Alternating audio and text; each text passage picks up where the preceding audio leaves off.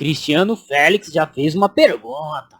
Faz um vídeo, por favor, explicando por que você acha que o Novo Testamento é correto e os pais da igreja não mudaram o essencial. Então já peço que se inscrevam no canal, assinem as notificações. Na descrição desse vídeo você vai encontrar meu curso de grego e bacharel em teologia. E, claro, sem frescura nenhuma, vamos ao vídeo. O Cristiano, simples assim, ó. Simples assim. Porque o Novo Testamento, ele foi transmitido através de cópias. Cópias em grego, principalmente. Cópias em grego. Mas você tem várias traduções antigas, como siríaco, copta, latim, georgiano. Você tem traduções que cobrem muitos, mas principalmente cópias gregas. Outro detalhe, você tem a igreja ortodoxa, no caso a igreja em Bizâncio, e você tem a igreja em Roma. Então, que eram duas igrejas, que eram duas grandes denominações independentes. Então nós já temos, olha que louco, nós já temos duas independências. Terceiro detalhe, as cópias em grego elas foram feitas na região bizantina, onde que o grego foi falado até 1453. Então, o que acontece? Nós temos cópias suficientes do Novo Testamento grego para fazer comparação. Beleza? Agora, por que os pais da igreja não mudaram o essencial? Lembrando o seguinte, que os pais da igreja, eles, por mais que eles tivessem suas heresias, suas divergências, eles também tinham seus pontos positivos. E outra, o que a gente chama de pai da igreja são pessoas que eram tementes ao evangelho. Tementes às Sagradas Escrituras. Tementes a Deus. Eram homens tementes a Deus. Cada um com a sua posição teológica, mas eram homens tementes a Deus. O que acontece? Você que assiste esse vídeo, teria coragem de adulterar a Bíblia? Você teria coragem de adulterar a Bíblia? Você não teria coragem de fazer uma coisa dessa, uma aberração dessa. Eu não tenho. Então o que acontece? A gente aplica de certa forma essa mesma lógica lá no passado. Adolfo, mas o que você está falando aí não tem embasamento. Então pega Marcion.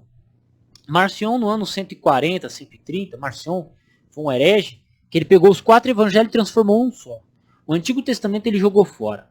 As cartas de Paulo ele ignorou quase tudo. Olha o que Marcion fez lá no segundo século, 144. Isso aí já bem próximo ali bem próximo dos apóstolos já. O que os pais da igreja da época fizeram, o que os teólogos da época fizeram? Desceram o rei no Marcion. Lutaram, analisaram a questão do cânon, falaram, não, os 4 evangelhos são esses, você tá louco, que doideira é esse? Então, eram pessoas que tinham zelo pela palavra de Deus. Olha só, eles tinham zelo. Eles tinham suas heresias em comum. Todo mundo tem sua própria heresia. Todo mundo carrega o seu tiquinho de heresia. Mas eram pessoas que não mexiam no texto bíblico.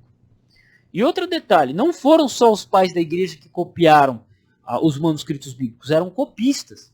Então você tinha um teólogo, sim, que copiava a Bíblia, mas também tinha gente que copiava a Bíblia, mas principalmente os monastérios e os teólogos. Outro detalhe, existia gente que adulterava um trecho aqui, mas eram pessoas em grupos, em locais específicos. Existe um manuscrito, o Codex Beza, que existe uma adulteração lá na passagem do colher espigas, que tem uma adição a Jesus, dizendo assim, que tem uma aplicação lá dizendo que, olha só que louco, uma aplicação a mais, dizendo assim, e eles colhem no sábado e fazem o bem. Essa frase a mais que está lá no Codex Beza, só acontece no Codex Beza, ela não acontece em outros manuscritos. Ela é fruto de uma treta teológica entre talvez um determinado teólogo ali com algum judeu, com algum judaizante, sei lá, alguém que seguia uma linha mais judaica. Então, numa discussão, o cara deve ter adicionado essa leitura no texto, só que só foi no Codex Beza, não foi nos outros manuscritos sobreviventes. E aí demonstra que isso é uma adição. E quando você olha pelo próprio contexto da passagem, não faz sentido, né, Jesus dizer um troço desse, mas tudo bem. O que acontece? Então, os pais da igreja, eles não tinham interesse em adulterar as escrituras, só os hereges. Porque uma pessoa temente a Deus, ela sabe que se ela mexer num texto bíblico, ela vai queimar no lago de fogo. Ela vai queimar no lago de fogo. Isso é fato. Isso é fato. Acontecia de adicionar alguma coisa no texto, ou acontecer alguma omissão? Até acontece, mas isso não é em todos os manuscritos. Acontece no manuscrito aqui, no manuscrito ali. Mas, por exemplo, existe uma heresia fervilhando no Egito. Essa mesma heresia ela não estava fervilhando lá na Europa. Ela não estava fervilhando lá em Antioquia. Tinha uma heresia lá fervilhando lá em Bizâncio.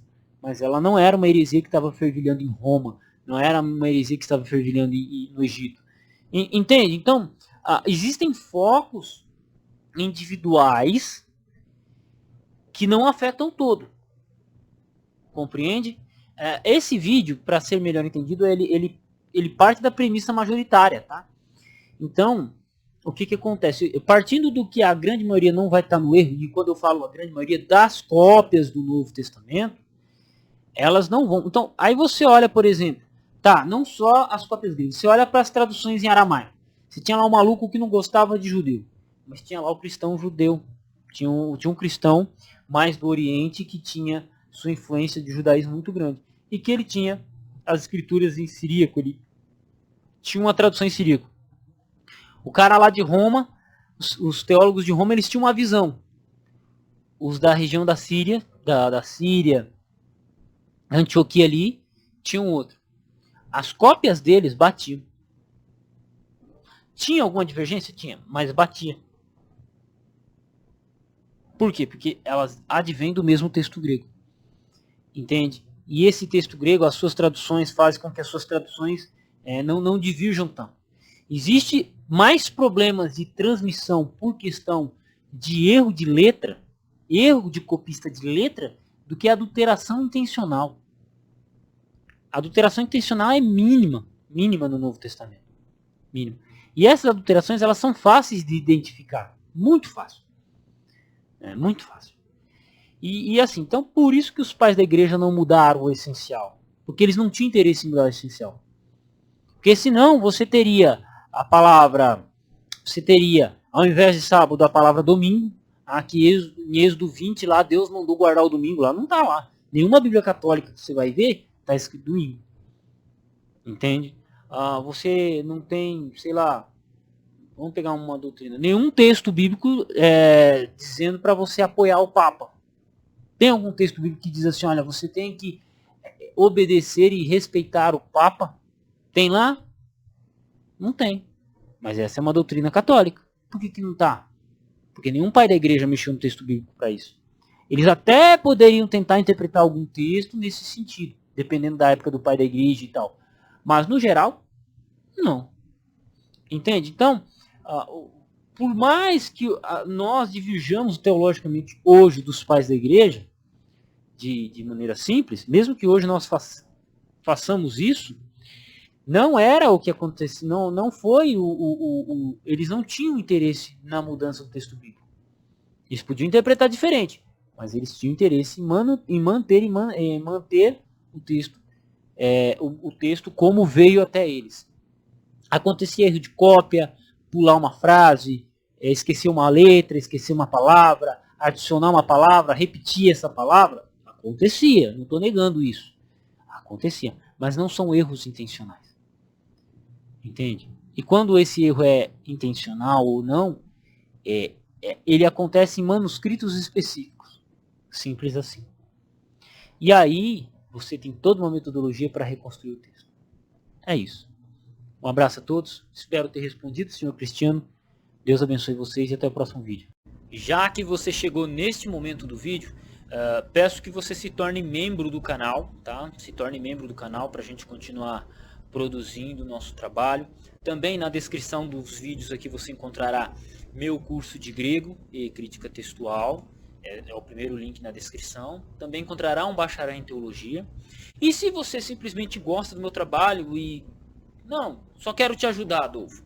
Então, Na descrição do vídeo você encontra o meu telefone para que você possa fazer uma doação via Pix, né? O número de telefone meu é o meu Pix. Então, muito obrigado por tudo, Deus lhe abençoe e até o próximo vídeo.